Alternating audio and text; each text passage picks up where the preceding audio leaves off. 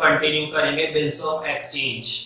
पहले चैप्टर शुरू करने से पहले मैं कुछ बातें बता देता हूँ बिल्स ऑफ एक्सचेंज के बारे में। ये काफी इजी चैप्टर है। इसमें मेनली हमारे सिर्फ जर्नल एंट्रीज होती हैं। कौन सी एंट्रीज होती हैं? Journal entries. लेकिन इनका मुकाबला उन जर्नल एंट्रीज से बिल्कुल नहीं है जो हमने पहले पढ़ी थी, वो बेसिक थी। ठीक है, ये एक ही टॉपिक पर है, बिल्स ऑफ एक्सचेंज पर। ठीक है, तो चैप्टर डाल देना।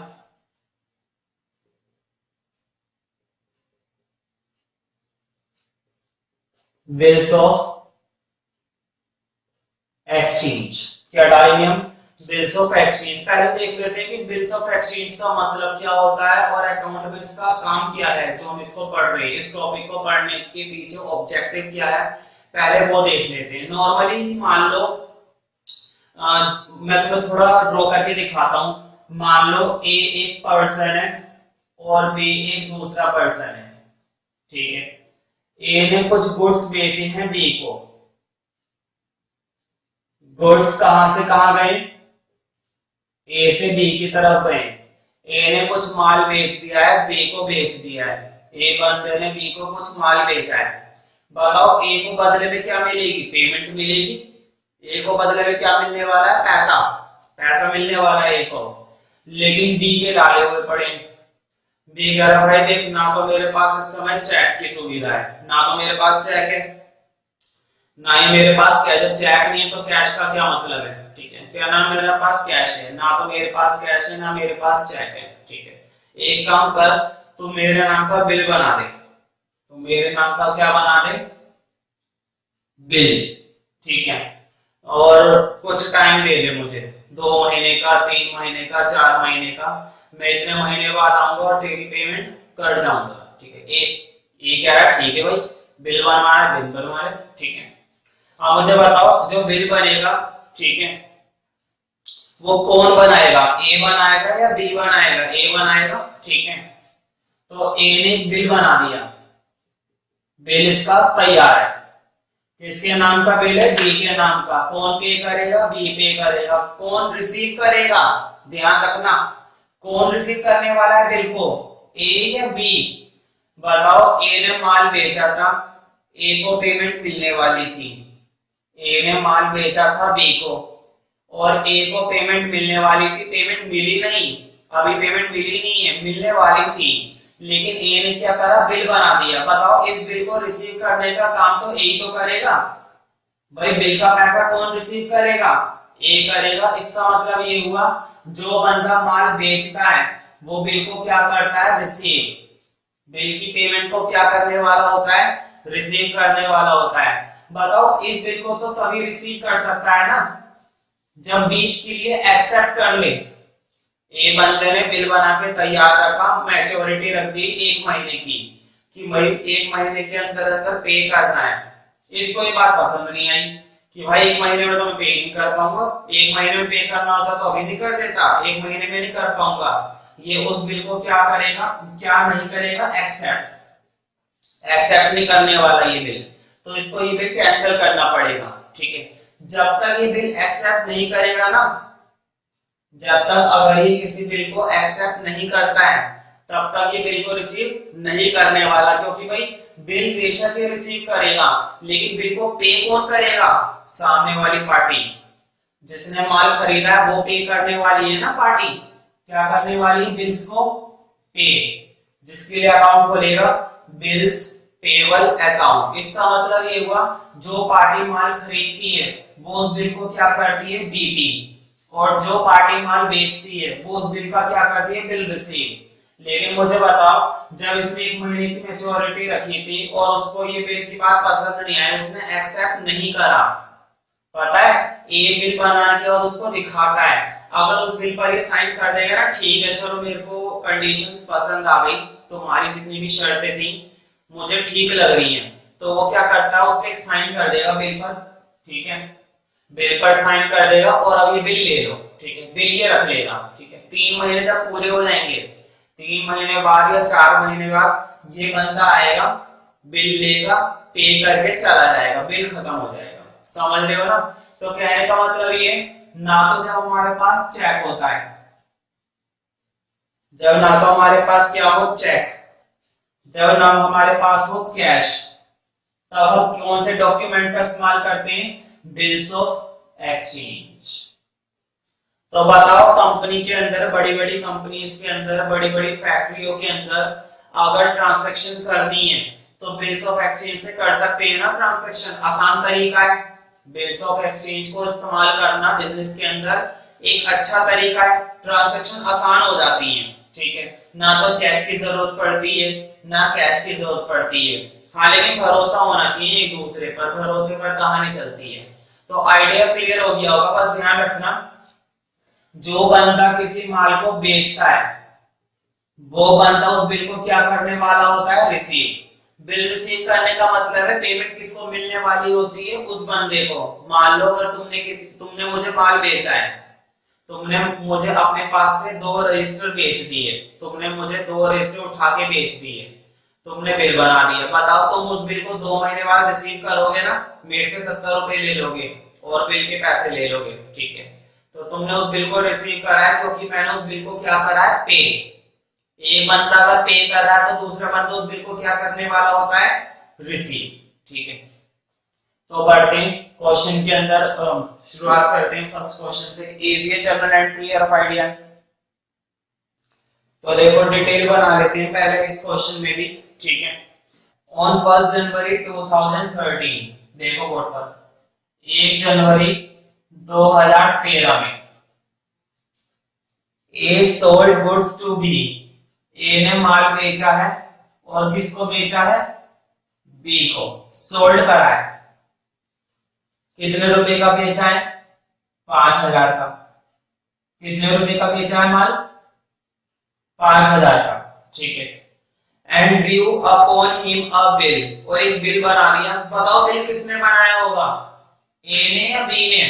मैंने बताया था ए ने माल बेचा है तो ए ही बिल बनाएगा। ठीक है, due upon him a bill, उस पर एक बिल ड्यू करा इसने, for this amount payable 3 month, और कितने महीने की मैच्योरिटी के साथ? 3 महीने। बताओ बी के पास कितना समय? 3 महीने का समय पे करने का। ठीक है, after date the bill was duly accepted by B, B इस बिल को मान गया कि ठीक है मैं आऊंगा 3 महीने बाद, कैश तेरे मुंह पे मार के जाऊंगा। ठीक है, पैसा दे जाऊंगा तेरे को, तो वो मान गया। A retain the bill till due date, retain पर अंडरलाइन कर लो। ए ने बिल रिटेन का मतलब होता है रखना, अपने पास रखना। ए ने ये बिल कब तक अपने पास रखा? ड्यू डेट तक। ड्यू डेट का मतलब है जब तक 3 महीने बीत नहीं गए तब तक ए के पास ये बिल रखा रहा। ठीक है, आप देखो आगे लिखा हुआ है, on the due date the bill was paid. On the due date the bill was paid, जब ड्यू डेट हुई मतलब 3 महीने की बाद की डेट जब आई तो वो उस बिल को क्या करके चला गया? पेड। तो बिल्कुल पहले वाले की तरह ही है, बस पहले वाले क्वेश्चन में ये बात क्लियरली लिखी हुई थी कि वो पेड करके चला गया। ठीक है, इस वाले पार्ट में लिखी हुई है, खैर काम तो वही करना है। मुझे बताओ ए ने सबसे पहले माल बेचा है ना बी को? ए ने सबसे पहले माल बेच, अच्छा जर्नल एंट्री देख लेते हैं। लिखा हुआ है pass the journal entry in the books of A and B. चलो फिर से रिवाइज करा देता हूं। देखो 1 जनवरी 2013 को ए ने बी को कुछ माल बेचा, कितने का बेचा? 5000 का। ए ने एक बिल बना दिया इसके नाम का, और कितने महीने की मैच्योरिटी का? 3 महीने की। भाई 3 महीने के बाद मुझे पे करना पड़ेगा। ठीक है, ए ने अपने पास ये बिल रिटेन करके रखा, रिटेन का मतलब है अपने पास रखा 3 महीने तक, लेकिन जब ड्यू डेट आई तो बिल जो बी था वो उस बिल को क्या करके चला गया? पेड। बी उसकी पेमेंट करके चला गया। ठीक है, तो बताओ पेमेंट किसको मिल जाएगी? ए को ना? खैर वो तो बात का काम है, पहले जर्नल एंट्री करते हैं दोनों पार्टी के लिए, तो मैं अभी सबसे पहले करूंगा ए के लिए। ठीक है, तो जर्नल का फॉर्मेट बना दो। जर्नल का फॉर्मेट तो मैं मालूम है अच्छे से।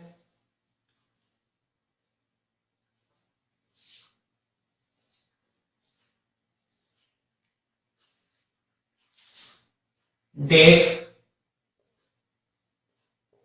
Particulars, debit, credit. हाँ लेजर फोलियोस में बनवा नहीं रहा हूं मैं, बना सकते हो वैसे लेजर फोलियो, यूज तो होता नहीं इसलिए नहीं बनाया। पहले वाला जो क्वेश्चन था ना वहां पे भी तुम लेजर फोलियो बना सकते हो, ऐसी कोई बड़ी बात नहीं है, ठीक है, यूज होता नहीं है, पेपर में बना देना। लेकिन तो देखो सबसे पहले मैं काम कर रहा हूँ ए के लिए। अब तो डेट दे रखे तो थोड़ा डेट के हिसाब से देख लेते हैं। बताओ कब बेचा है, 1 जनवरी को, तो यहाँ पर लिख दो 2013 1 जनवरी। बताओ बेचने के लिए सेल क्या होती है हमारी, क्रेडिट ना, और किसको बेचा है, बी को, तो बी को हम क्या करेंगे, डेबिट, तो लिख दो B debit to sales account, B debit to sales account. कितने रुपए का माल बेचा है, 5000 का। और बताओ क्या इसको पेमेंट मिल गई तुरंत, पेमेंट नहीं मिली, लेकिन ए ने चला के दिखाई, ए ने उसी दिन इसके नाम का क्या बना दिया, ए ने उसी दिन इसके नाम का क्या बना दिया, बिल, उसी दिन 1 तारीख को ही, ठीक है। तो बताओ ए उस बिल को क्या करेगा, रिसीव ना, जो उस बिल को इशू करता है वो उस बिल को क्या करने वाला होता है, रिसीव, बीआर। और मैंने बताया था बीआर हमारा क्या होता है, डेबिट। तो तुरंत बिल रिसीव करने के लिए एंट्री करेंगे। और बताओ ये काम उसने कब करा है, 1 जनवरी को ही, तो नीचे की डेट लिख दो 1 जनवरी। और बीआर हमारा क्या होता है, डेबिट, तो लिख दो बीआर अकाउंट डेबिट टू। तो बताओ ये बिल रिसीव किससे करने वाला है, बी से ना, ए जो ये बिल रिसीव करेगा 3 महीने बाद किससे करेगा, बी से, तो लिख दो टू बी। और कितने रुपए का, पूरे 5000 का, 5000 का बिल ये रिसीव करेगा, ठीक है। अब आगे देखते हैं। बताओ क्वेश्चन में लिखा हुआ है कि जब मैच्योरिटी पूरी हुई, जब ड्यू डेट आ गई, तो बी ने उस बिल को क्या कर दिया है, पेड कर दिया है। देखो लिखा हुआ है क्वेश्चन में, on the due date the bill was paid. जब ड्यू डेट आई तो बिल को क्या कर दिया गया था, पेड कर दिया गया था। मुझे बताओ जब बी ने पेमेंट कर दी है तो ए के पास पैसा आया है गया, बताओ जब बी पेमेंट कर रहा है तो ए के पास पैसा आएगा ही, तो तभी तो पेमेंट मानी जाएगी। तो ए के पास पैसा आया है, और अगर ए के पास पैसा आया है तो मुझे बताओ जब कैश आता है तो कैश को क्या कर देते हैं, डेबिट। लेकिन मुझे बताओ डेट कब की होगी, 3 महीने बाद की ना, तो मुझे बताओ 1 जनवरी, 1 फरवरी, 1 मार्च, 1 जनवरी, 1 फरवरी, 1 मार्च। मुझे बताओ 1 जनवरी के बाद 1 महीना खत्म हो गया, 1 फरवरी के बाद 1 महीना खत्म हो गया, 1 मार्च के बाद 1 महीना खत्म हो गया, तभी तो 3 महीने पूरे होंगे। देखो 3 महीने बाद की मैच्योरिटी थी, 1 जनवरी के बाद 1 महीना, 1 फरवरी के बाद 1 महीना, 1 मार्च के बाद 1 महीना। अब 3 महीने जब पूरे हो गए तो अब डेट आ गई है 1 अप्रैल। ऐसा मत सोचना 4 महीने हो गए। देखो जनवरी के 30 दिन 1 महीना, फरवरी के 28 दिन 1 महीना, मार्च के 28 दिन, सॉरी मार्च के 30 दिन 1 महीना। अब भी तो हुए 3 महीने। 3 महीने बाद की डेट क्या होगी, 1 अप्रैल। और ध्यान रखना 3 महीने के एग्जैक्टली 3 महीने बाद की डेट लेते नहीं है। इस ये बता बिल की पेमेंट करने में, कैश होने में 2-3 दिन लग जाते हैं, ठीक है। तो लगभग है ना 1 अप्रैल की जगह ये ले लेना, या तो 3 अप्रैल ले लो या 4 अप्रैल ले लो, रफ आइडिया रहता है। कहने का मतलब ये बिल्कुल टॉप पर मत लिया करो, 3 या 4 दिन आगे ले लिया करो। वैसे बुक के अंदर ज्यादातर कितने ले रखे हैं, 4 दिन आगे, ठीक है। तो 1 अप्रैल ना करके हम कौन सी डेट पर इस बिल को रिसीव करेंगे, 4 अप्रैल। तो यहाँ पर लिखना 4 अप्रैल को मुझे पेमेंट मिली है, और बताओ पैसा आया है ना, और जब कैश आता है तो कैश को क्या कर देते हैं, डेबिट। और मुझे बताओ जब कैश आ गया तो उस बिल को क्या करना पड़ेगा, कैंसिल। एक बिल से हम एक ही बार रिसीव कर सकते हैं, बार बार रिसीव नहीं कर सकते। अब उस बिल को क्या करना पड़ेगा, कैंसिल। और मैंने बताया था कैंसिल करने का मतलब है डेबिट से क्या करेंगे, क्रेडिट, हटा दो उस बिल को, टू बी आर। कितने से हटाना है, पूरे 5,500, 5,000, ठीक है। अब ये काम हम दूसरी पार्टी के लिए करते हैं, मतलब बी के लिए करते हैं, ठीक है। तो देखो दूसरी पार्टी के लिए करना बाकी है, तो ए की जगह इसका नाम लगा देना बी, ठीक है। मुझे बताओ ए ने तो माल बेचा था, बी ने माल क्या करा था, खरीदा था ना।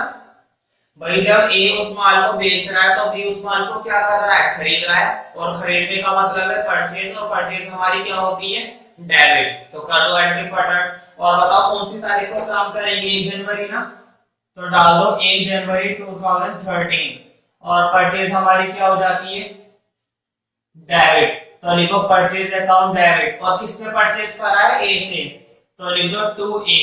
कितने रुपए का करा है, 5000। इसमें तो कोई डाउट नहीं है ना। अब देखो ए ने माल बेचा था, बी ने माल खरीदा था, बी को इसके बदले क्या करना पड़ेगा, बीपी। बी को ही क्या करेगा, पे करेगा। बी को इसके बदले क्या करना पड़ेगा, बीपी करना पड़ेगा। बीपी का मतलब है बिल पे करना पड़ेगा। और मैंने बताया था बीपी हमारा क्या होता है, डेबिट या क्रेडिट, अब तो याद हो जाना चाहिए। बीपी हमारा होता है क्रेडिट, ठीक है। और किसको बीपी करेगा, ए को, तो लिख दो ए डेबिट टू बीपी। ए को ही तो करेगा और बीपी हमारा क्रेडिट है। और कितने का करेगा, पूरे 5000 का। 5000 का माल खरीदा है तो 5000 का ही बीपी करेगा, ठीक है। और उसी दिन, ये तो 1 जनवरी को ही बन गया, पेमेंट नहीं करी, केवल पेमेंट करेगा 3 महीने बाद। अब बताओ 3 महीने बाद इसने पेमेंट करी थी या नहीं करी थी, क्वेश्चन में बताया गया करी थी। और कौन सी तारीख को, मैं बताया था 1 अप्रैल पूरा मत लेना, कितना लेंगे 4 अप्रैल के आसपास। तो मुझे बताओ इसके पास से पैसा आया है, गया है, इसके पास से तो पैसा चला गया ना, बेचारे का लूट गया। और बताओ इसके पास से अगर पैसा गया तो कैश गया, और कैश गया तो कैश को तो एक कंफर्म हो गया कि कैश को हम क्या करेंगे, क्रेडिट। अब बताओ जो कैश इसने दिया है तो बीपी अब दोबारा थोड़ी ना देगा, बीपी इसका क्या करना पड़ेगा, कैंसिल। इधर देखो बोर्ड पर, जो पैसा इसने दे दिया है बिल के नाम का, अब वो बिल का पैसा अब इसे दोबारा थोड़ी ना देना है, तो बीपी को हटाना पड़ेगा ना, अब वो बीपी बंद करना है। और मैंने बताया था जब किसी भी चीज को कैंसिल करना है तो डेबिट से कर देते क्रेडिट और क्रेडिट से कर देते डेबिट। तो मुझे बताओ बीपी पहले से क्या हुआ है, क्रेडिट ना, तो उस क्रेडिट को ठीक करने के लिए क्या करना पड़ेगा, डेबिट। तो बीपी को कर दो डेबिट, बीपी अकाउंट डेबिट 5000। ये एंट्री हो गई तुम्हारी दोनों पार्टीज के लिए। और क्वेश्चन काफी ठीक है, इजी क्वेश्चन है।